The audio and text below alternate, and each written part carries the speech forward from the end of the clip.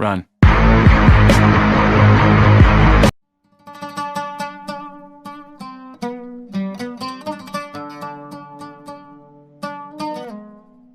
All right, but let's start with this and what is being described as the first ever official meeting between a Saudi leader and an Israeli prime minister. Prince bin Salman and Bibi Netanyahu had a not-so-secret meeting this weekend, which one side is now trying to completely deny, if not both.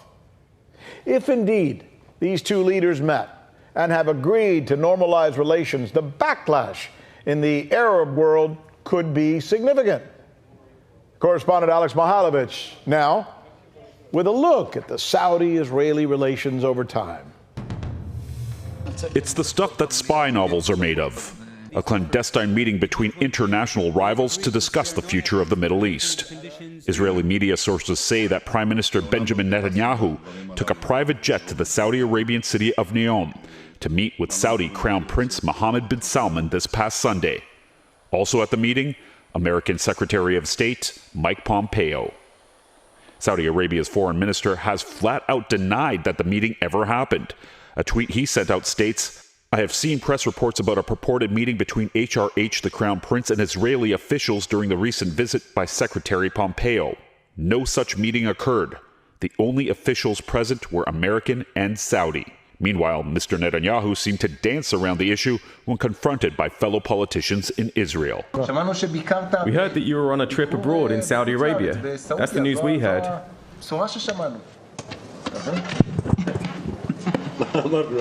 Are you serious? That's what we heard.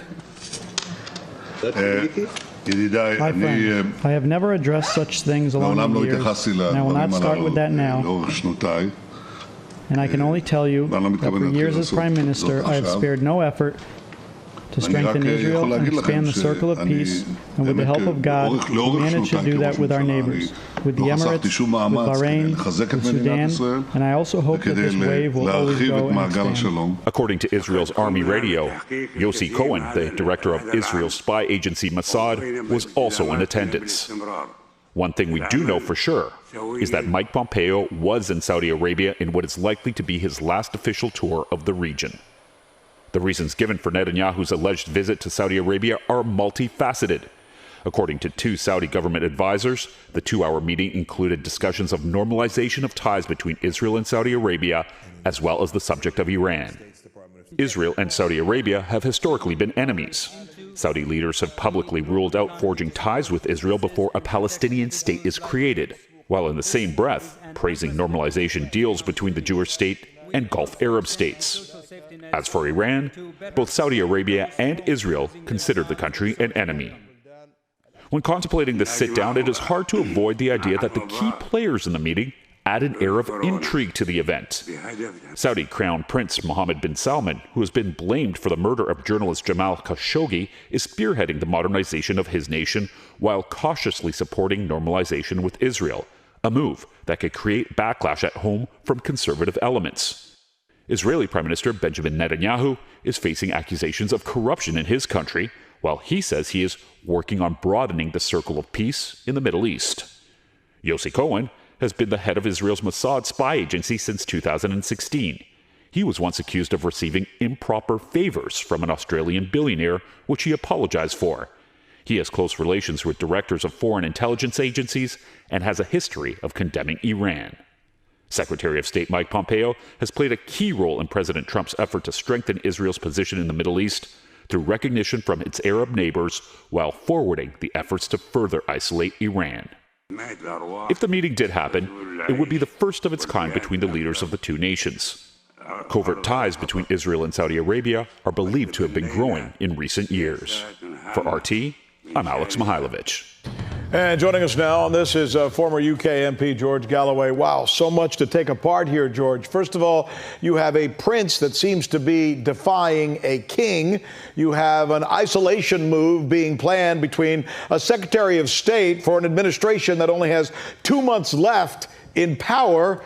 And you have what could be a seismic reaction in the Arab world if there's a union between these two said countries. Where am I right?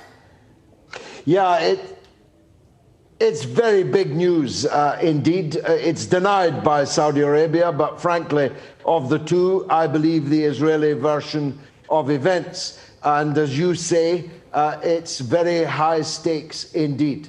Mr. Netanyahu is involved in bitter internecine arguments with his deputy Prime Minister, Benny Gantz, who seeks to topple him and take his position.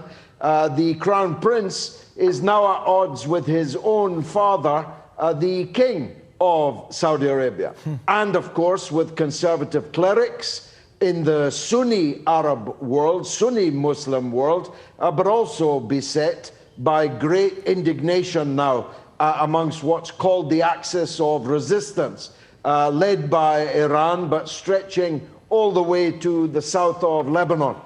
So it's fuel on what was already a slow-burning fire, and we'll have to see who comes out on top. It's a great victory for the Donald Trump administration.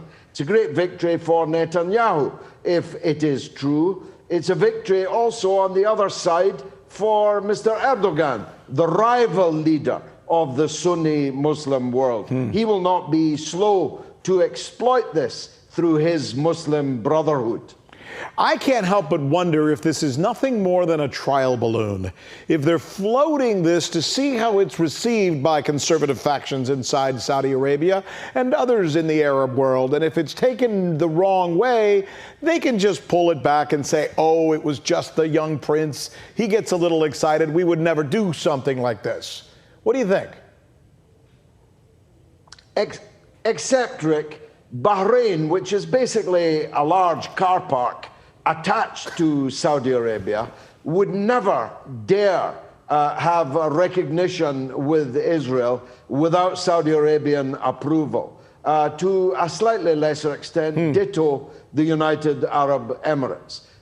So if they have been encouraged to do this, it's ineluctable logic that Saudi Arabia is the next domino to fall. Whether they'll get away with it, of course, is another matter. Time will tell. It's a fascinating story from a geopolitical perspective. Thanks so much, George, for sharing some of that smart analysis with us. We certainly appreciate it.